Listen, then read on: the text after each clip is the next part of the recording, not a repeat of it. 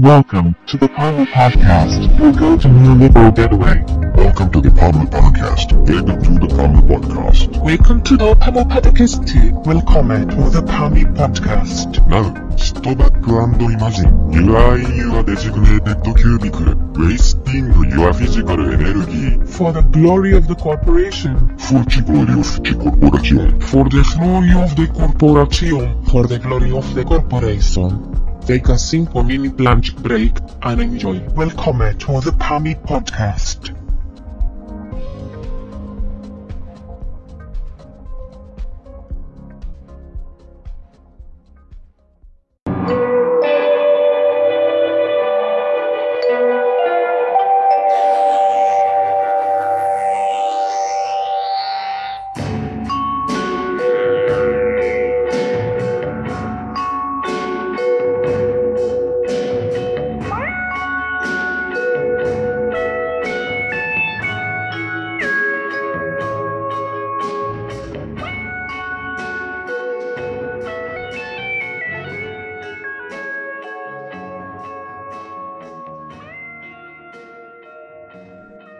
Silent. Oh, it's recording. Nice. Alright, it's recording. Fuck, I had a whole song and everything I was planning on doing, and I just completely forgot it. Alright, I'll keep this in. You can start again. I was totally about to come in singing, because I was in the shower before I got on here. Yeah. And I was singing to myself about like the PAMU theme song, and it was like really beautiful, you know? It's about bettering our lives and stuff, and unfortunately I forgot it. So yeah. Welcome to the PAMU podcast. This week, it's just me, Vlad, Sonata, and Azim. It is I, in nomadic sage. Can you stop saying? Can you stop like saying my name with like a Polish accent or whatever you're doing there? With like an Eastern European accent. Just call it. Just say Azim. Don't say Azim. Yeah. Azim. Azim. No, yeah. It is I, as Azim. It is I, you nomadic sage, motherfucker. You guys need to follow us on Twitter. I've been getting a few followers, but I'm not getting enough. I don't know if you guys are viewing this shit or not, but at nomadic_sage. You can find me on Twitter, Instagram, all that jazz. In the links below the video description, we got our Teespring. It's fire. Alright, we are t-shirt hustling out here. We need your support if we are going to make it to the next level. Even if you don't support us, we still we want you to like, comment, subscribe. We want you to tell all your friends about the amazingness of PAMU. We need to spread, fam. What is the next level? Yo, the next level is like actual meetups, actual seminars, hosting debates on like college campuses. Getting venues, yeah. Getting real estate too while we're at it. And like trying to control the renter's market. Now, I would want it to be free, of course. I would want to be the one in charge of price controlling everything. And like just disrupting that market in general. Turn into more of a shareable economy. But not like an exploitative one like Airbnb. Wait, how are you gonna make it free? Dude, I can do whatever I want. You know, if you have enough manpower, you can do anything you want. You have enough capital, enough leverage. That sounds very capital intensive, dude. What I'm trying to do is I'm trying to take the capital from the West and bring it to the third world. Oh, I'm gonna be like Pablo Escobar, right? I'm gonna have I'm gonna make everything free within my small like city or whatever. And then yeah, that's kind of the move. How do you feel about Rojava in Turkey? Did you hear about that? Yeah. Yeah, I saw a meme where it's like the Kurds and like Assad working together. Yeah, I shared that meme. Yeah, that was a sick meme.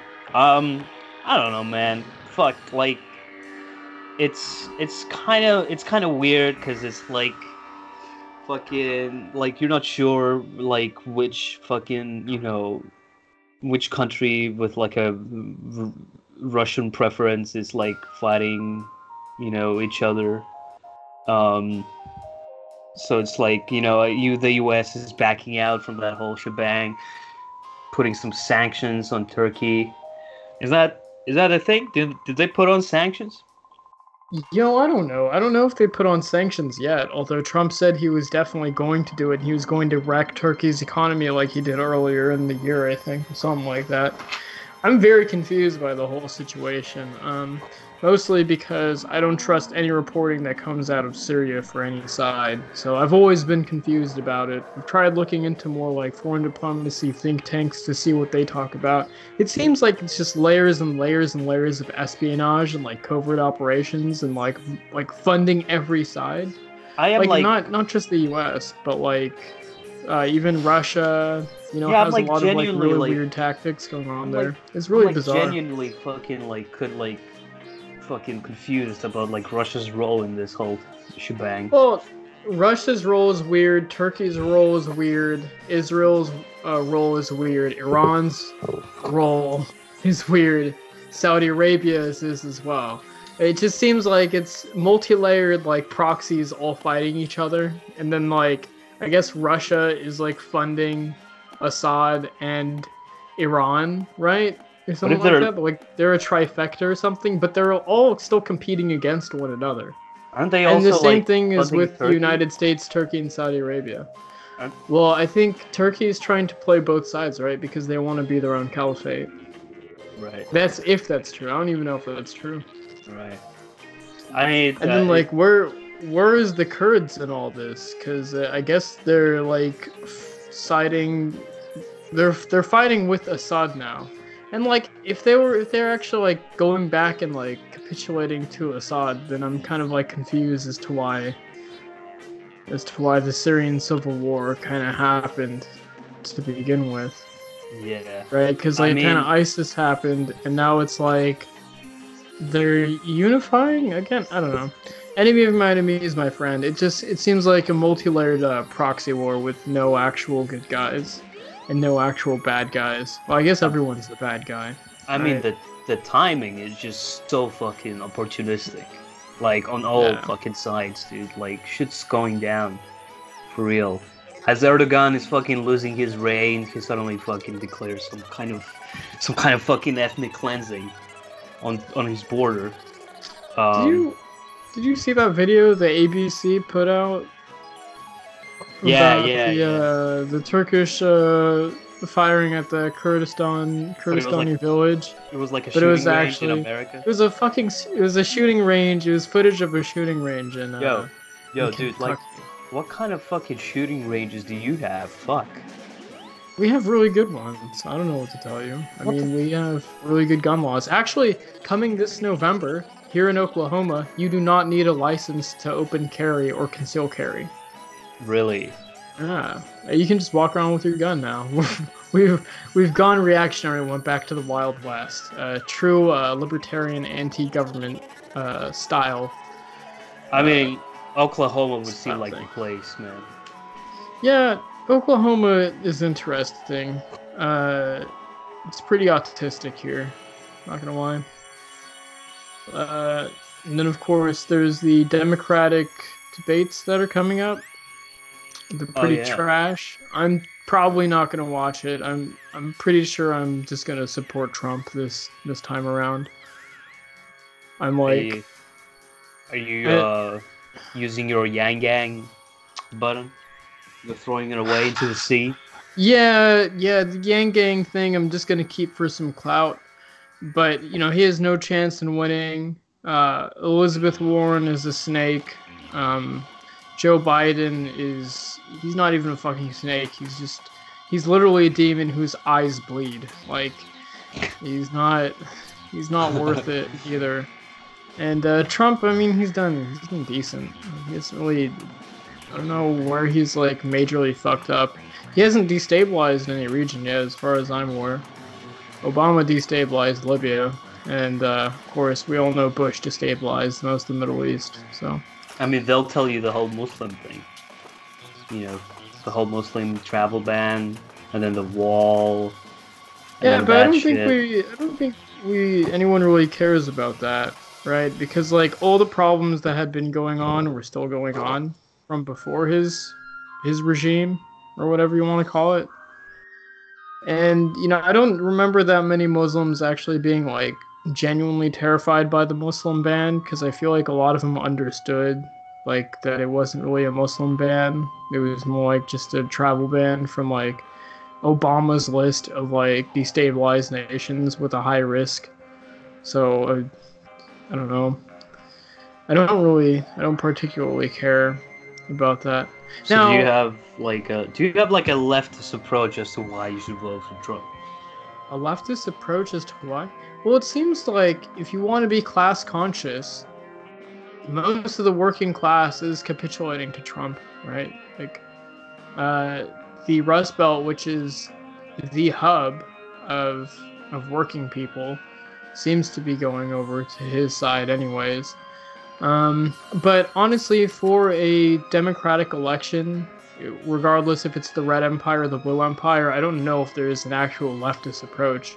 A real leftist approach is organizing in your local communities, which is more important. I don't think there's a real reason for you to vote for the executive branch or whatever it does, because it only marginally benefits any side of the politic. I don't think it actually does anything good. Like, for instance, I'd say, although it's like I'm not the biggest fan of American Antifa, from what I see at least in like Portland and stuff. I may not be the biggest fan of that, but at least that's actually organizing, right? That's actually like a valid form of leftism from what I mean, can see. as much as Americans can organize any kind of fucking leftist organizations, because they're historically really fucking bad at it. That's not necessarily true. I mean, the workers' rights movements from way back, like the steel workers and the railroads and stuff that fought for our I mean, like, modern stuff is pretty damn good. I don't count that, dude. That was a very long time ago, dude. I don't really I mean, like, since then, like, what the fuck happened? Well, you're right. I think what happened is mostly that I think a lot of people are just comfortable. I think the leftist kind of class, like a lot of people who consider themselves to be far left, are typically, I don't mean to shit on anyone, but are really just sort of guys like me, or like people who are in our community in general, who are on the internet most of the hours of the day and like don't really go out and do stuff, if you know what I'm saying. So like lazy, slothful, decadent type people are typically what is a leftist. It's not like a working class person, right? It could be that way. Overeducated, unskilled.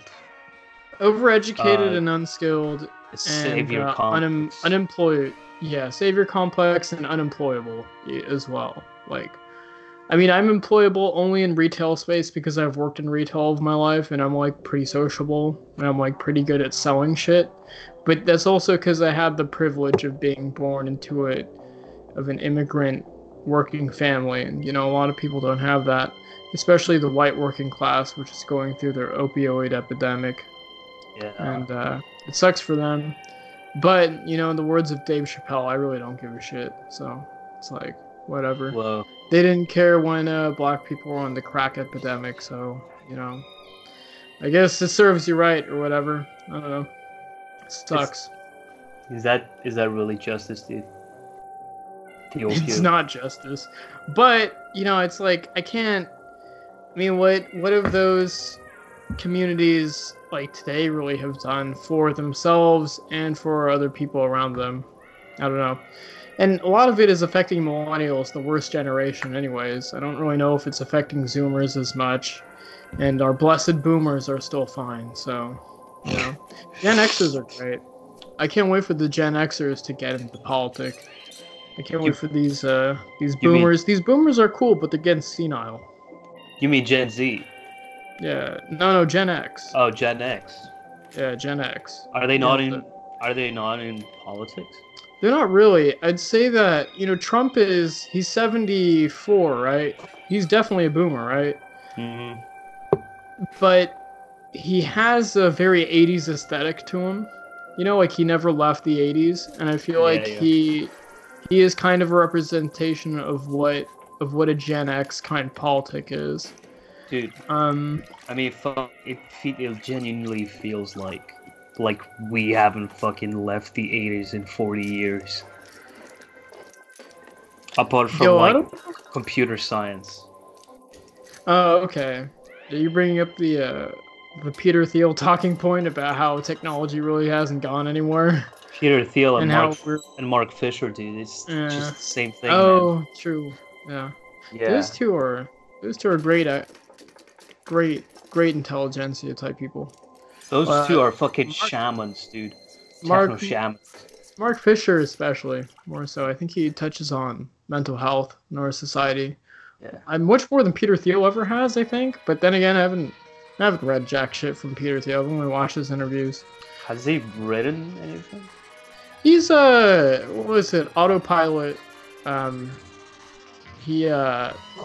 Jason. I guess he doesn't matter if we say his name. He recommended to me a book. It was kind of like a philosophy / self-help book, which appealed to me mostly, anyways, because I don't really care for a lot of like capital P philosophy works. I'm very I prefer things that are easier to read that I don't have to like mull over time. Wow. Like fucking Kant, who writes shit. Hegel doesn't write anything at all. He uses a bunch of moronic bullshit. I'm not a pussy, dude. I have fucking... Look, I'm not studying philosophy, alright, in any educated manner. That's you. You're the one who's the philosopher, okay? I am just a guy who is interested in philosophy, but also has a practical life. I don't care about white dudes jerking off. I'm sorry. I don't. I mean, like, you don't fucking care about, like, Kant's blueprint for, like, a moral cyborg? Nah, dude, not really. Whack. You can call it whatever you want. I like Deleuze though, but that's only because Deleuze's language makes sense to me, right? Just his ideas of what philosophy is. What was that book? What is Philosophy? That was great. That was a good book. Yeah. Then fuck. Yeah. Well, that's the only one I've actually read by Deleuze. Everything else I kind of just get through osmosis of memes. That's about it. Pretty much.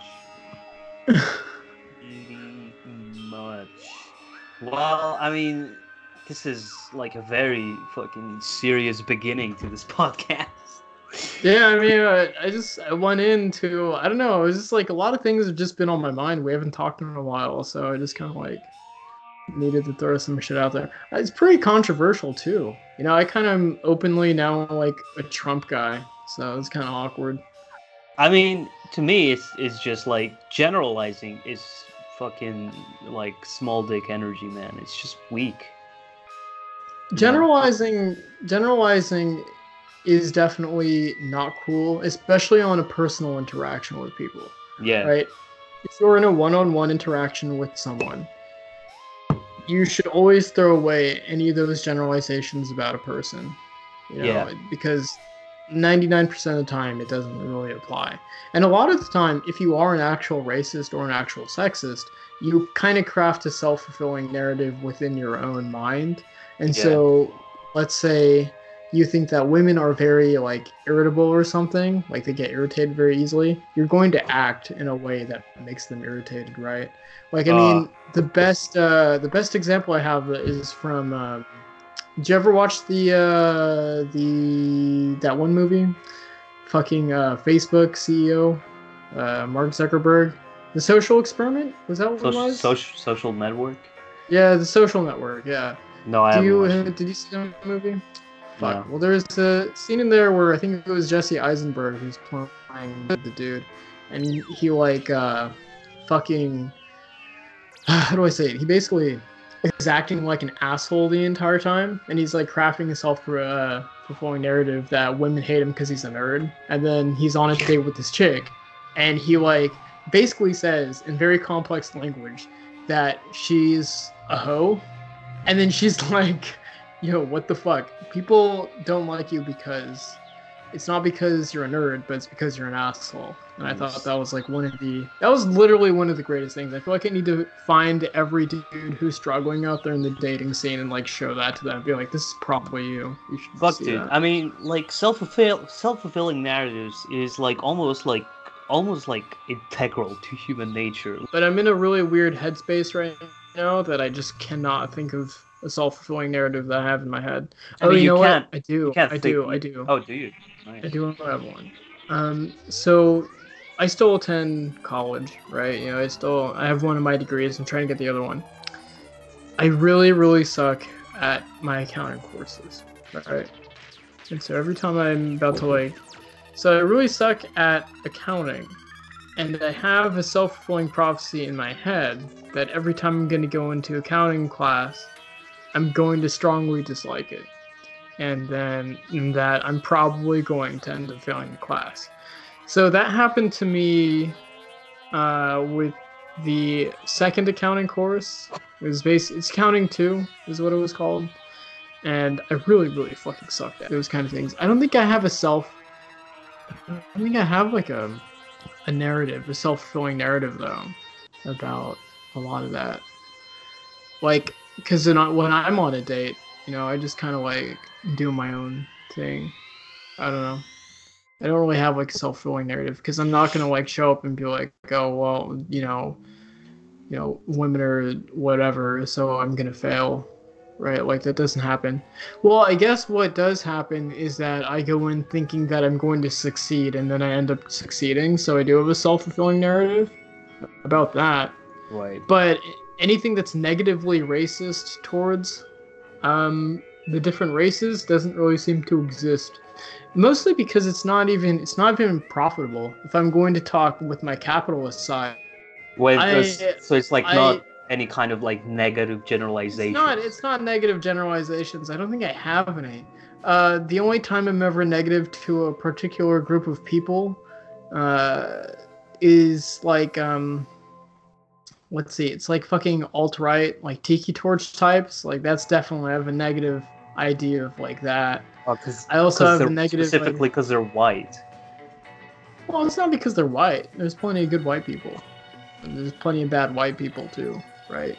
But like, let's say I go into...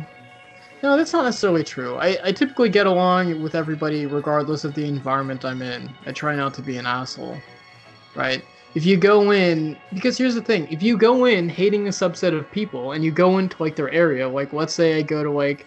let's say I go to a trailer park and I think all the white people are going to kill me. They're going to be able to see on my face that I'm fucking terrified, and they'll feed off of that. They'll be hated. They'll hate me because they think that, you know, they understand that I'm thinking ill of them, right? So you can't do that. I only judge people really just kind of depending on what the statistics are, right? But that's never on a personal interaction. This is only as like, what are solutions to fix like epidemics in society, like violent crime or something, right? Or like alcoholism or the opioid epidemic, right? Right. Okay, that's a very complicated version of racism. Well, because everyone takes, you know, I think everyone prejudges people's races, right? Like, I don't think you can not do that, right? I mean, I'm racist in like benevolent ways. Even like when you call out racism, right? It's just you're already presupposing certain you're generalizing like attributes, right? I guess you are, because my thing about the term racism is that it kind of died after 2016. Like 2015, 2016, the left used like the term racist to death.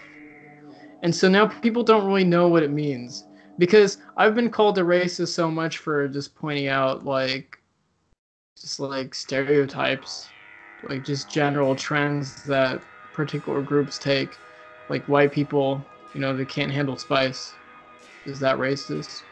Now, there's obviously a difference between like institutional racism / systematic racism, but you know, that's really gay. I kind of don't care about systemic racism because I'm a class reductionist at the end of the day. And I sort of see things as like, well, okay, the only reason why your particular subset of the race is being exploited or is being oppressed upon is because you just don't have the power to overcome that superstructure. As in, tell me this, please. Are you trying to like make people like make more memes about you right now? Are you doing this on purpose? Are you fucking like pouring fuel over the fucking shit fire right now?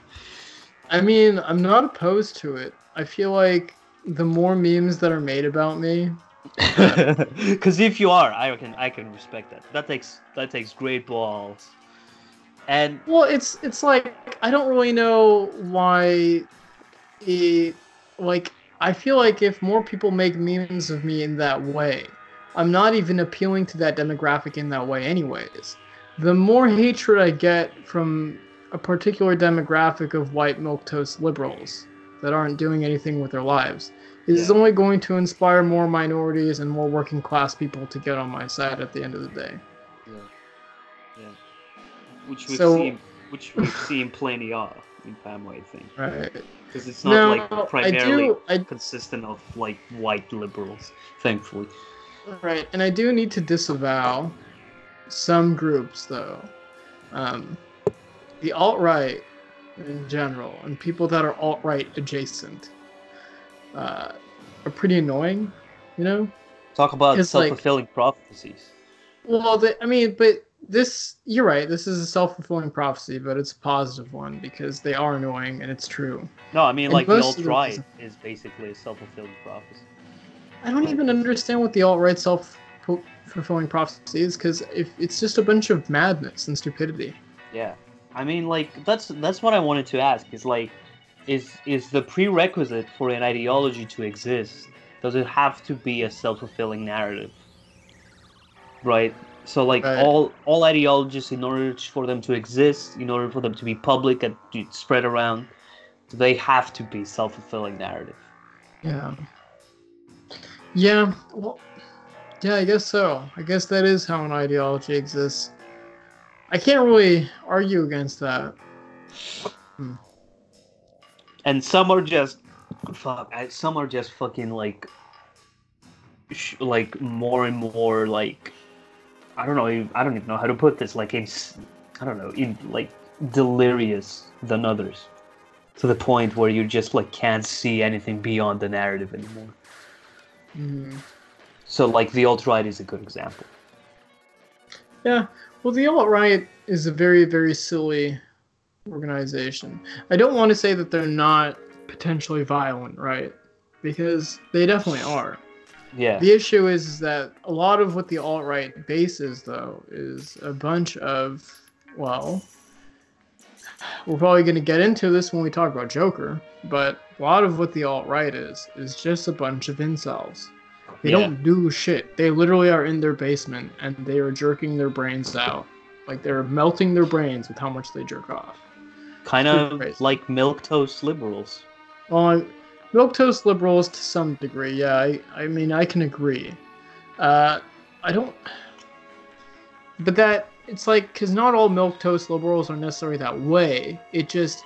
Because when you say milquetoast liberal, it implies that they are of a higher class. A lot of these liberals are a little bit on the poor end. Like, the issue... One of the main issues of inceldom, from what I've seen, is economic. Like, it just seems that there's people can't really afford to have their own place. They can't afford to host people. They can't afford to go out and do things. Right. And of course, it doesn't help that no one has social skills because everything is done through the internet, right? Yeah. And so that affects not just right-wing incels, that also affects left-wing incels. And when I say incels, I'm including men and women because there's plenty of female incels out there. We just don't talk about them because you know, the ideas of sex that we have had for so long about, you know, purity being good. We just kind of look at women who don't have sex and we're like, well, I mean, you can get laid later, right? Yeah. For men, the way we've stigmatized sex is that, you know, for men, the more sex you have, the more of a man you are, even though people suck at having sex anyways. So it doesn't really matter unless you're with someone who's actually decent at, or knows what they're doing, which you can't really find much anymore because our generation has less and less sex. So Has it? I mean, yeah. I need to pull up the statistic. I thought it was the OkCupid statistics that was showing how it was either that or it was Pew. I don't remember.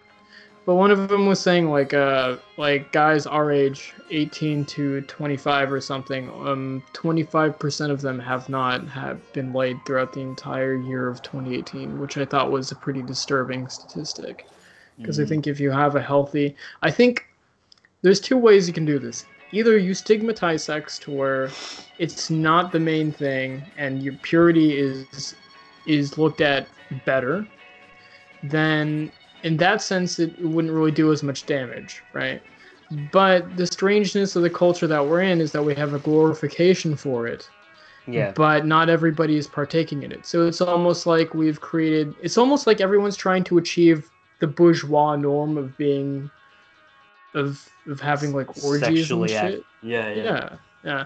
But even then, a lot of people still aren't, right? So it's only decreasing. So the glorification of sex, which is a bourgeois fucking concept. Bourgeois, it might be. Bourgeois fucking symptom, right? Again, it's a class thing. So no matter how It might be. you It look might at be. it, so no matter how you look at it, female incels, male incels, left, right incels, it's still a fucking class thing, right? Or is Yeah. that too fucking reductionist? I think it might be too reductionist. Even though, you know, for most things, I'm a class reductionist. I think that this is really just coming from the particular media industry, right? Like, it's just coming from that. It's not necessarily coming from, because there's plenty of rich people out there who don't get laid. Yeah. You know? Like, I think the best example to put is Japan, right? The Foxcatcher guy. Oh, Yeah. Japan. Because Japan, they have a very over-sexualized culture. Yeah. And yet no one gets laid there, right? Yeah. You know? So why is that? How does over-sexualization affect? Because the problem is that, and this is what a lot of feminists have been saying, a lot of them that I agree with, when you blow sex out of proportion and you over-glorify it, then first off, women are going to get really weirded out. And I think they talked about this on the last podcast with Nestor, you, and just you guys in the last one. That was a really good one. But I think you guys touched on it because you're talking about how women get really weirded out when they're in the middle of having sex because most porn is created for the male eyes, right? Because we're the primary viewers. So first off, women are now shut off from like having sex ever again after that. Which, by the way, I think in our generation there are more male virgins than there are women virgins now. And I think a lot of that has to do with the fact that women will get laid with someone and then they'll realize, wow, okay, dicks actually like don't really do anything. That's because guys we don't really know how to have like actual sex with a woman. We kind of we mimic whatever pornography does. You just expect it to happen. Yeah, you just kind of expect to have, but we're also a lot more rough, and there's nothing wrong with having rough kinks, right? It's just that you just need to understand how to be good at doing it. And I feel like a lot of it is actually very sort of biological and innate. I think a lot of it is just being eroded out because we watch things that aren't real. I mean, and like, we try to put that out in real life. Not to sound like a cuck or anything, right? But like, if it's like reciprocal, you know, it's like it's beneficial for the both of you, like from a pleasure standpoint. Well, of course, if it's reciprocal. I think the problem is that the way pornography has made sex to look like is that one-sided. Well, it twists it to where it seems reciprocal because the female porn stars look like they're having fun But they're while they're faking doing it. it. But yeah, it's all acting. The male performers probably aren't either, right? I mean, they just have this weird thing they can get hard on command, and then they just go in. So you just but expect. like, there's a lot of cuts and everything. So you just So I think expect people- women to be like that, where they just like easily pleasured, I guess. Well, yeah, that's the problem, and same for men too. I just think that we have we have a discussion that needs to be had about how to have functional relationships again, which is why I like boomers, because boomers get it, you know. Gen Xers get it. Millennials don't get it. Gen Z definitely doesn't get it. I don't know. Look, I've been doing a hell of a ton of dating, and like the awkwardness ratio is just way higher with people who are of our age. It's easier to date people that are older, in my opinion, but Right. it's whatever. At least going to the club isn't bad, right? Because when you go to the club, at least I can find people who are as sociable as me and as, you know, interested in it. And drunk. Yeah, I guess that's true. There's definitely some drunk people, although definitely the best times is when you're on like a pretty good buzz and the other person doesn't seem that drunk. I don't like dancing with drunk chicks because they kind of just fumble everywhere. Well, speaking of, as I take my last sip of vodka lemonade, how about we move on to the film of the century? Fuck me. Yeah. Yeah, dude, I have a lot to talk about on that one as well. The Joker, everybody. The Joker. Yo, dude, we've already hit the fucking 40 minute mark. I'm sorry. Yeah, I was on a fucking roll. You can edit whatever you want out of here. I don't care. Nah, man, it's all good. So the Joker. Tell me about it, because like I have my specific perspective. The Joker was actually pretty good. I went in with the expectation that Joaquin Phoenix was going to be fantastic, but I thought everything else in the movie was going to be whack. Yeah, he's gonna like carry the film. Yeah, I was pleasantly surprised though. I thought the cinematography for a lot of things was great. I thought a lot of the acting from some of the other people was pretty good too. Not as good, you know, but some of it makes sense. Like, this is probably a spoiler talk, right? So, the chick that he was dating, like, her acting was really weird, and like their romantic chemistry was really weird, and I was like, oh, this is weird, but it's a comic book film, so I just kind of let it pass. And then they did that twist. Wait, what chick? The one he was dating, Arthur Fleck. Yeah, the one he wasn't actually dating. Yeah, they're not actually dating. Yeah. Yeah. Because it was really weird forced relationship, right? And of course, there's gonna be a lot sense. of spoilers. I mean, like, if you haven't seen Joker at this point, like, what the fuck? Yeah. So, like, I mean, you don't really need to see the film. It's not that good. I mean, yeah, it's not. I wouldn't say that you're like missing out on like. You are missing out on the cultural zeitgeist. Yeah. Yeah, it is essentially like a very good like milestone in a sense. I see it as the beginning of the death of Cape shit. What is that? Oh, Cape shit? Like superhero films? Yeah.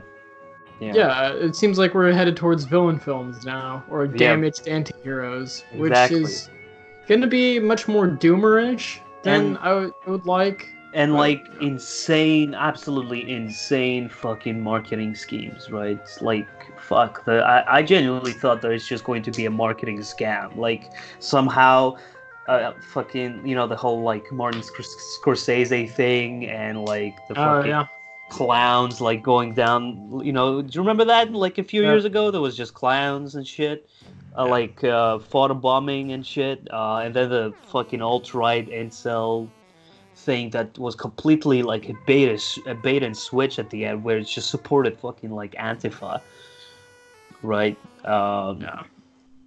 Just like killing the rich, which some people say that it wasn't actually Antifa because like he killed his mom and killed like that like random guy who didn't let him escape or something. Hold on. Well, I mean, the film was not left wing. And it was not right wing. Like, people who are trying to put the film and make it seem like it's one way or the other, it's like, no, the film is realistic. It's not in some that's the thing.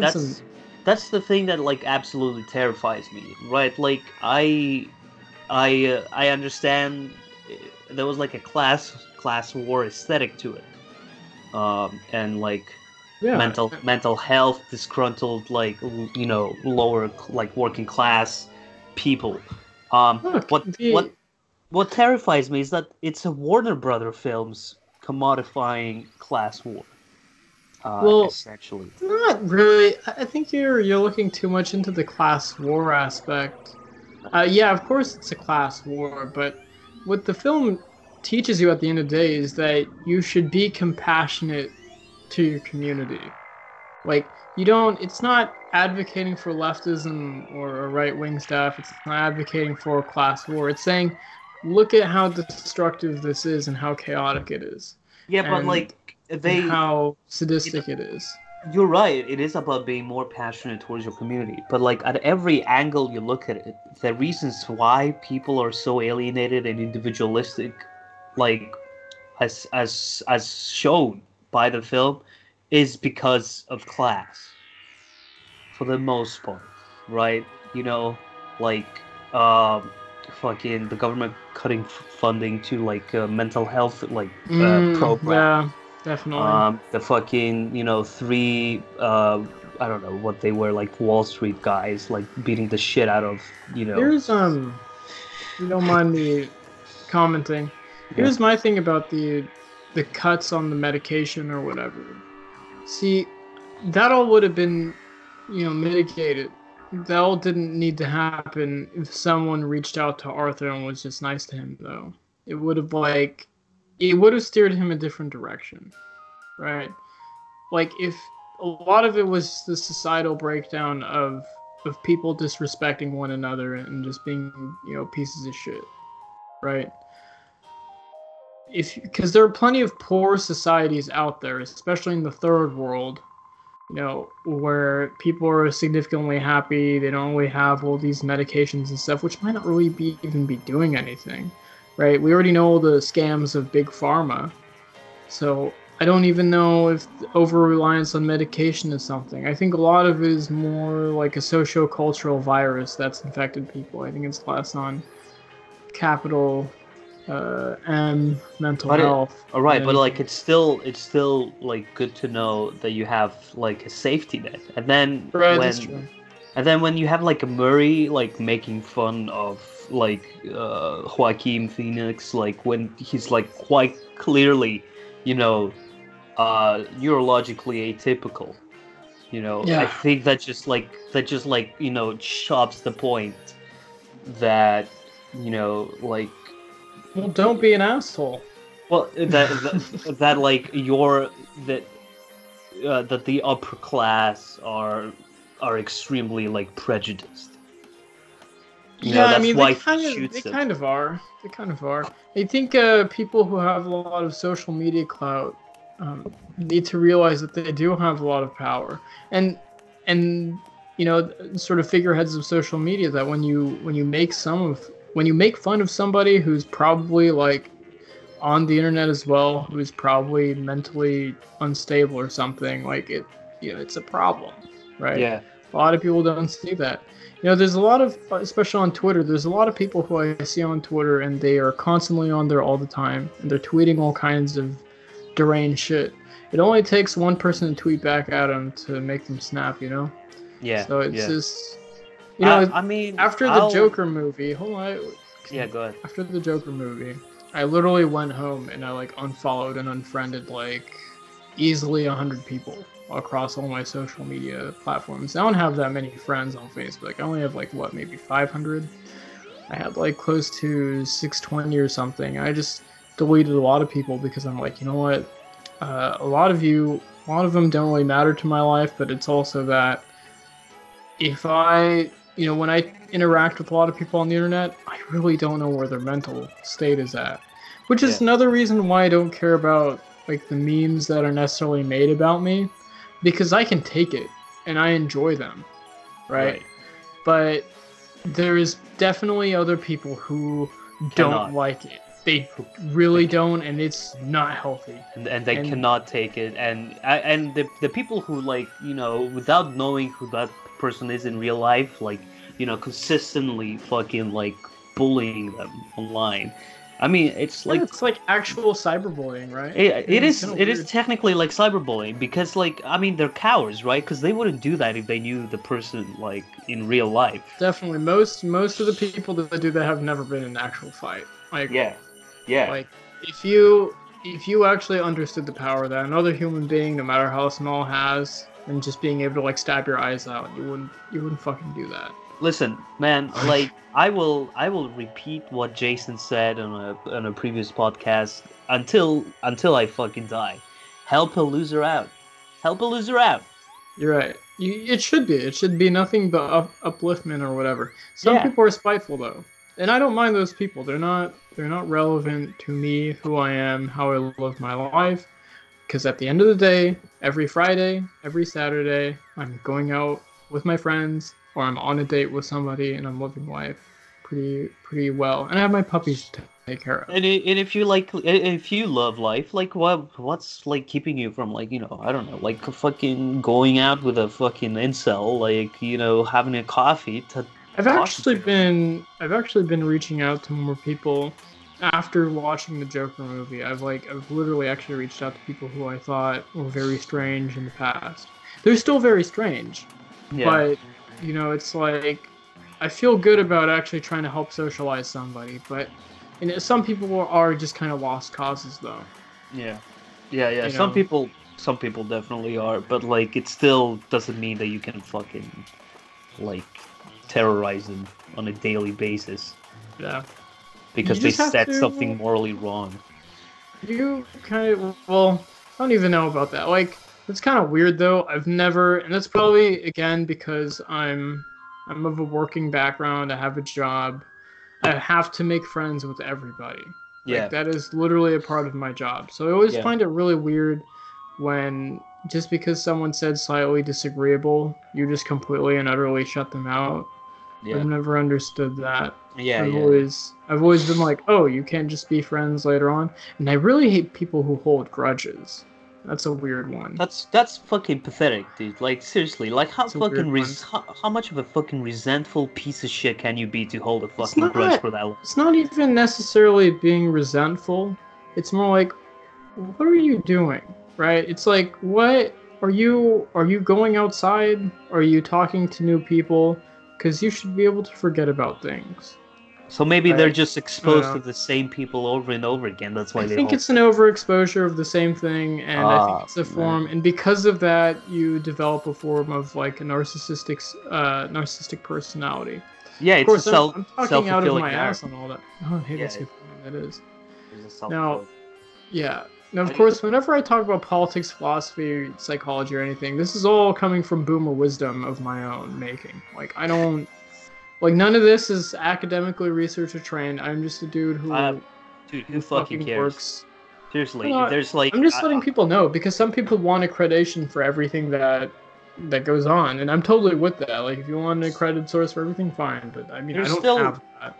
There's still, like, great value in, like, purely intuitive kind of, like, political insight. You know, it's not like... You cannot fucking dismiss it, right? I mean... Like, I would say, because, like, the only reason why I say it and stuff is because, from what I've noticed, I guess intuitively, people who are around me really enjoy my company. So I just kind of assume that maybe my intuition has something good going on. I feel like if you think your intuition's good, but people push you away, you need to rethink what you're doing, and if your intuition is actually good. You need to reassess, yeah. Alright, so one last point of the Joker. Do you know that domino effect meme? Which one? You know, the domino effect meme where it's just like something about George Bush and then there's 9/11. Yeah, to me, it's like you start with $500 Antifa jackets, and the last fucking domino is like the Joker. I'm not seeing that one, dude. I'm sorry. But that's just how it feels to me. It's like it's like commodification of. It's turning it into an aesthetic. That is kind of funny, though. the idea of the $500 Antifa jacket, that's kind of funny. Yeah. Because I feel like that doesn't make any sense, right? Because where would you even, Well, then again, it might make sense because, well, custom-made stuff costs a lot anyways, right? Because you have working conditions that go into the cost. The one thing I like about accounting is that you can actually calculate why things are so expensive when they're made here as opposed to foreign places. Like, we have good working conditions, and I feel like we should also force corporations to make all of them have good working conditions for employees in the third world as well. You know what? I'll make this meme right after this. I mean, we've hit the fucking 50-minute mark, dude. Do you have something else to talk about? Did you think that in the Joker movie, did you think everything that happened? Because I don't. What do you mean? So, in the beginning of the film, remember he talks about how he was in an asylum, briefly? He was in Arkham or whatever? Well, it cuts very shortly to him in his, lunatic kind of, jumpsuit or whatever, banging his head against a window or whatever. And almost seamlessly, if you look at that, towards the very end, he's, in the same exact, he's in the same room that he was already in at the very end. And he's just, laughing crazily, to that one chick, who happens to look, just like the other chick that was trying to, that her psychologist or whatever that was trying to get him back over there. So I think that, and then he was laughing really hard, and then she was asking him, what are you laughing about? And he was like, you wouldn't get it. I think he just completely thought of that entire origin story in his head. I mean, it never came out. Oh, right, the origin. I would say, canonically, it would have to be true. Right, and it's it just starts with the ending and then goes up. It's does a full circle, right, up until the ending. But the way the movie is filmed, it does leave up to interpretation. Well, here's another really good catch as well. Remember how he has the street sign, the sign or whatever, and he's telling he's getting people to go and do that thing. Yeah. And then he got fired because the kids broke it and beat him with it or whatever. Yeah. Well, what's interesting, you know how the entire film is very vague about what's real and what's not real? Yeah. Well, remember his boss tells him that you need to return the sign to the store, dude. Why would you steal it? And then of course, Arthur is just smiling really big because he's about to lose it. He's like, why the fuck would I steal a sign or whatever? And it's interesting how you can kind of view some of the shots. It almost makes it seem like I think Arthur actually did steal the sign and he threw it somewhere and he broke it and he just doesn't know where he did it. And I think that those boys weren't actually running with the sign. I think there was actually probably a group of people that were chasing him as well, trying to get it back. So which is why he was running around everywhere. It's a self-fulfilling narrative. And then here's another one. Remember how he is I think his nervous tick for laughing is when reality is conflicting with his inner mind or whatever. Because he wasn't laughing throughout when he was getting beaten up by those kids, but then he started laughing right after when his boss told him that's not what the fuck happened. And that kind of also goes with what happened with the little kid on the bus, right? Because the little kid on the bus, he looked happy and stuff, and then the woman turns around and just yo, stop bothering my kid. And then Arthur's just but I wasn't. But he didn't finish the fact that he said, but I wasn't. His voice went down. He started laughing crazily. Oh, and so then you're saying... and then you look at the kid. Wasn't actually, and then you also if you look at the shot, the way the kid's face looks is really glowed up and stuff. It's different from the rest of the movie, the way it's shot, right? The color contrast is really bright, almost like he's in a fantasy world. And then everything darkens again, and the contrast is a lot less, right? I hope I'm explaining that right. And then the kid's face, somehow it goes from joy to Just like he's just looking straight, and like I'm slightly annoyed. So I'm kind of thinking like, oh, okay, well, maybe he was actually annoying the fuck out of the kid. Like it probably was happening.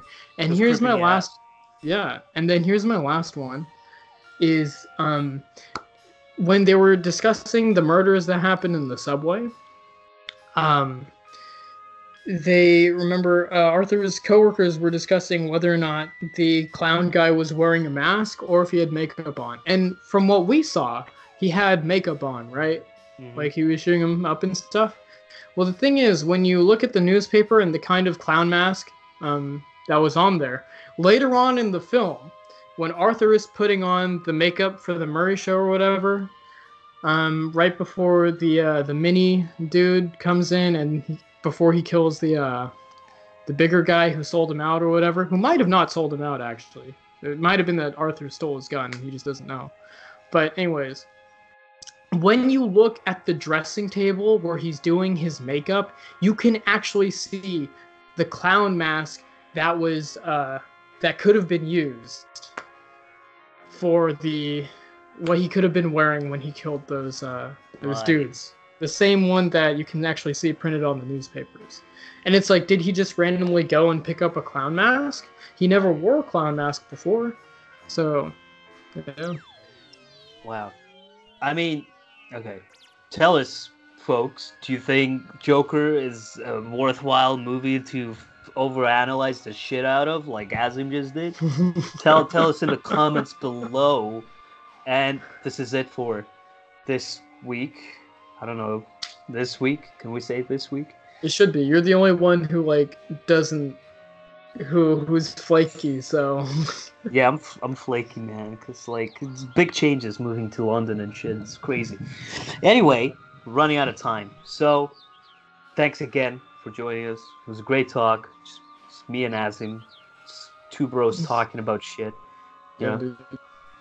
How did you feel about that, Azim?